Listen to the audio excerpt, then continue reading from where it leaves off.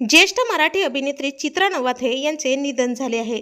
गेली 1.5 वर्ष त्यांच्यावर मुलुंड येथील रुग्णालयात सतत उपचार सुरू होते। 1952 मध्ये आलेल्या लाखाची गोष्ट या चित्रपटातून त्यांनी मराठी सृष्टीत पहिलं पाऊल टाकलं होतं। अभिनेत्री चित्रा नवाथे यांचे खरे नाव कुसुम सुकटणकर असे होते।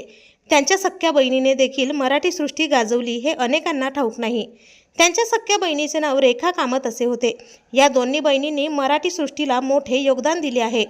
चित्रा नवाथे यांनी बहिणीच्या बांगड्या, मोहित्यांची मंजुळा, रामराम पावनं, गुडाचा गणपती आणि लाखाची गोष्ट यांसारख्या चित्रपटात काम केले। तर त्यांची टिंग या चित्रपटातील भूमिका ही प्रचंड गाजली होती। ही भूमिका त्यांनी वयाच्या 78व्या वर्षी साकारली होती। तसेच त्यांनी 1950चे दशक गाजवले आहे। विशेष म्हणजे त्यांची मोठी बहीण रेखा कामत यांनी ज्या दिवशी अखेरचा श्वास घेतला त्याच दिवशी 1 वर्षानंतर याच तारखेला चित्रा नवाथे यांचे देखील निधन झाले। हे योगायोग फार कमी बघायला मिळते। तर रेखा कामत यांनी कुबेराचे धन, लाखाची गोष्ट, गृहदेवता, मी तुळस तुझ्या अंगणी आणि सिंहासन यांसारख्या चित्रपटात काम केले।